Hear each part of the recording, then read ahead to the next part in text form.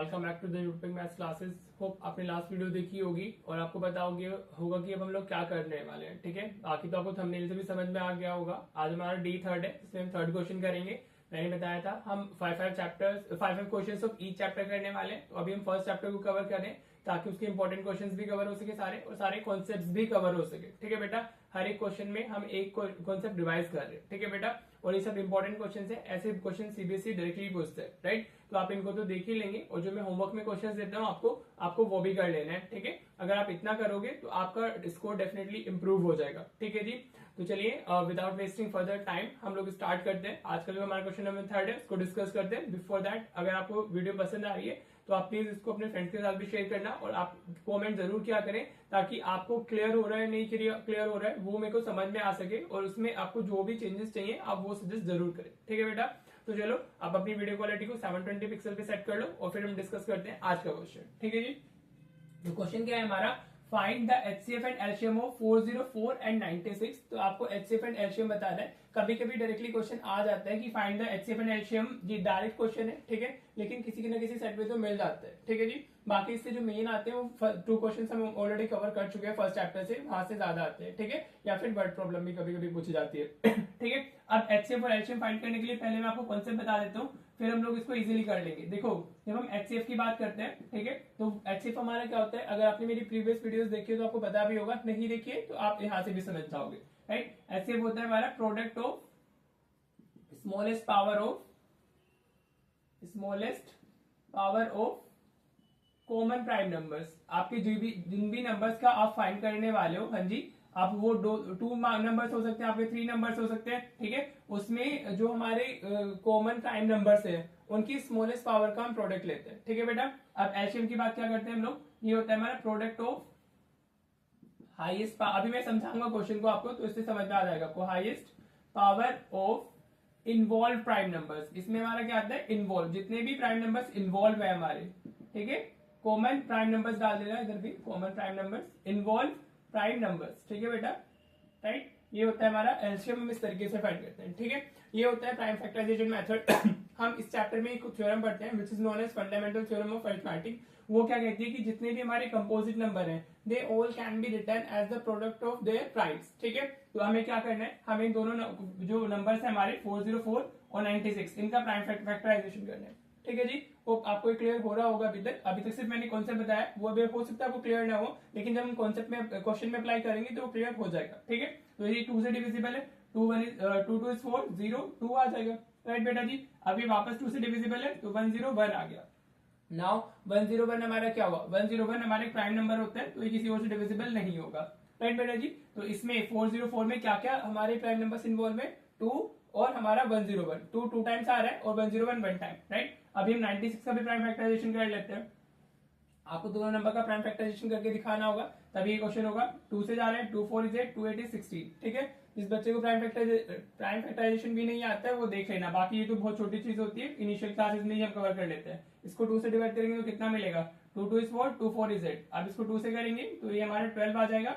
अब इसको 2 से करेंगे हम 6 आ जाएगा, 2 से करेंगे हम 3 आ जाएगा, और इसको 3 से करेंगे तो हमारा क्या आ जाएगा, 1 आ जाएगा। ठीक है बेटा, राइट, होप अभी तक हमने कुछ नहीं किया, सिर्फ प्राइम फैक्टराइजेशन किया है। राइट, अब हम अपना कॉन्सेप्ट अप्लाई करेंगे। तो अगर हम एचसीएफ की बात करते हैं तो एचसीएफ मैंने पहले इसको ऐसे लिख लो, जो हमारा 404 है उसको मैं ऐसे लिख सकते हैं 2 raised to the power 2 into 101।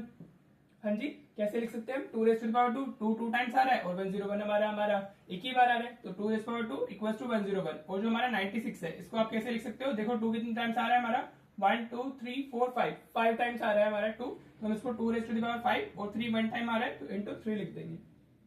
Right बेटा जी, समझ आ रहा है, होप यहाँ तक आपको क्लियर हो रहा होगा। कैसे लिखा है मैंने, 1 2 3 4 5 टाइम्स 2 आया है ना, और 3 1 ही टाइम आया हमारा, तो हम 96 को ऐसे लिख सकते हैं। ठीक है, और इसको 404 को हम ऐसे लिख सकते हैं। देखो, इसको आपको बॉक्स में बंद नहीं करना है, ये होती क्या है, ये basically fundamental theorem of arithmetic होता है।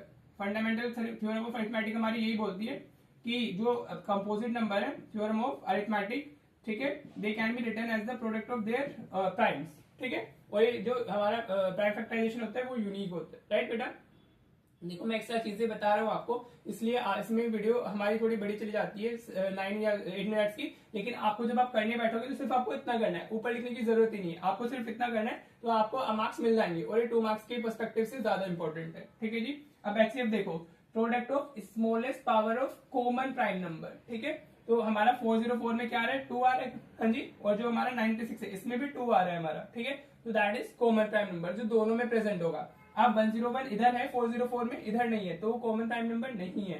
3 हमारा इधर है और ऊपर नहीं है, तो 3 भी कॉमन प्राइम नंबर नहीं होगा। अब इनमें से मैं क्या लेना है, इसकी स्मॉलेस्ट पावर लेनी है, समझ आ रहा है, क्या लेना है, स्मॉलेस्ट पावर। तो स्मॉलेस्ट पावर 2 हो गई, तो एचसीएफ कितना आ गया हमारा, 4 आ गया। 2 रेज पावर 2 कितना हुआ, 4। देख लो ना, ऊपर 2 है इधर 5 है, तो स्मॉलेस्ट पावर हम ले लेंगे, राइट। अब अगर हम एलसीएम की बात करते हैं, तो एलसीएम क्या होता है, प्रोडक्ट ऑफ हाईएस्ट पावर्स लेनी है और इन्वॉल्व प्राइम नंबर्स, जितने भी प्राइम नंबर्स इन्वॉल्व है उनकी हाईएस्ट पावर आपको लेनी है। ठीक है बेटा, तो ये कितना हो जाएगा, इन्वॉल्व प्राइम नंबर कौन कौन से, 2 है, 3 है और 101 है, तो 2 की हाईएस्ट पावर कितनी होगी, 5 हो गई, तो 2 रेज पावर 5 इंटू 3 हो गया हमारा, और इंटू 101 आ जाएगा।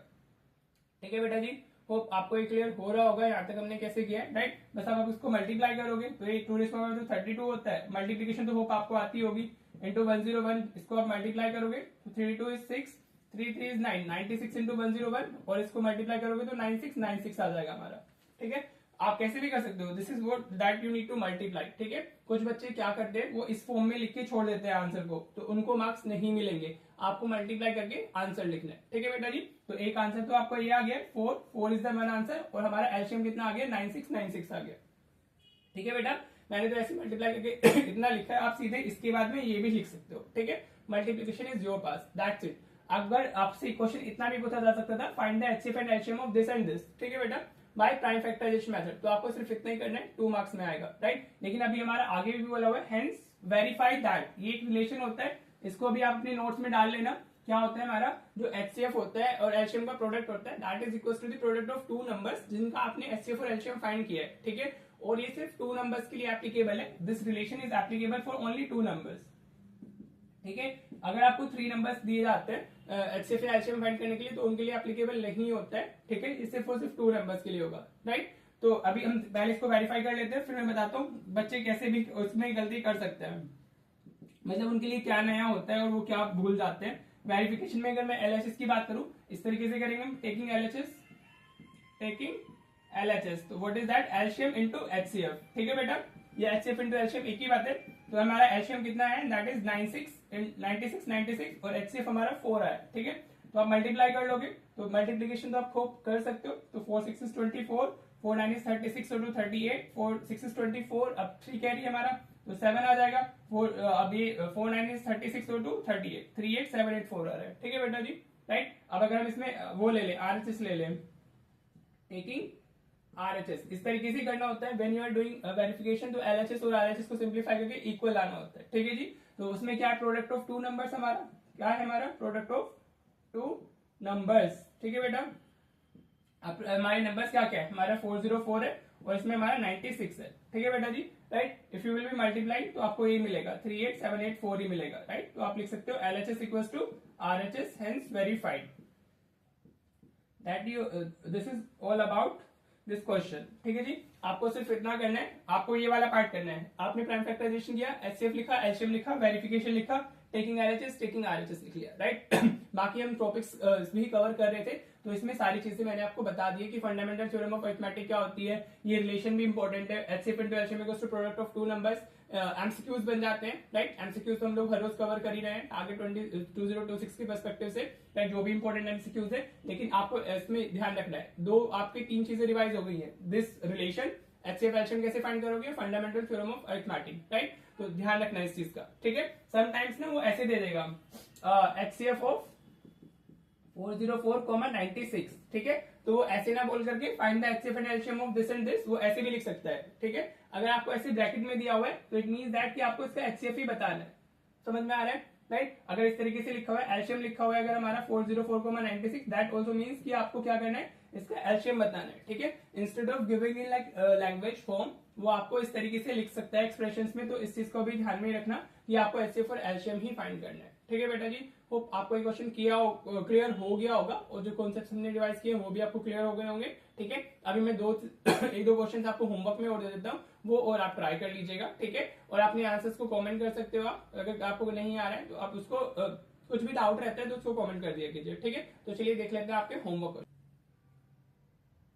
देखो बेटा, ये दोनों आपके होमवर्क क्वेश्चंस हैं। आपको फाइंड एचसीएफ और एलसीएम भी फाइंड करना है। 3 नंबर्स दे दिए गए हैं बाय प्राइम फैक्टराइजेशन मेथड। तो जैसे भी समझाया कैसे करते हैं हम लोग एचसीएफ और एलसीएम, वैसे ही आप फाइंड कर लोगे। और इसमें आपको इस तरीके से दिया है, गिवन दैट एचसीएफ पता है आपको इन दोनों नंबर्स का, और आपको इन दोनों नंबर्स का ही एलसीएम बताना है, राइट। तो आप वो रिलेशन यूज कर सकते हो, HCF into LCM is equal to product of 2 numbers. तो वहां से भी आपको ये मिल जाएगा। ठीक है, 2 मार्क्स में या हमारा 1 मार्कर में ऐसे पूछा जा सकता है। ठीक है बेटा, मेन थिंग इज कि आपको ये पता होना चाहिए कि आपने एचसीएफ और एलसीएम का कॉन्सेप्ट को रिवाइज किया है उस पर 2-3 क्वेश्चंस प्रैक्टिस कर लिए। ठीक है, जो मैंने कराया और बाकी ये दो। ठीक है बेटा जी, तो इसी तरीके से पढ़ते रहिए, आपका स्कोर डेफिनेटली इंप्रूव हो जाएगा। ठीक है बेटा, तो चलो मिलते हैं फिर नेक्स्ट क्वेश्चन में कल। टिल देन अगर आपको कोई भी डाउट है तो कमेंट कर दीजिएगा और अपने क्वेश्चंस को प्रैक्टिस कर लीजिएगा। ठीक है बेटा, तो चलिए मिलते हैं फिर नेक्स्ट वीडियो में। Thank you so much for watching the video.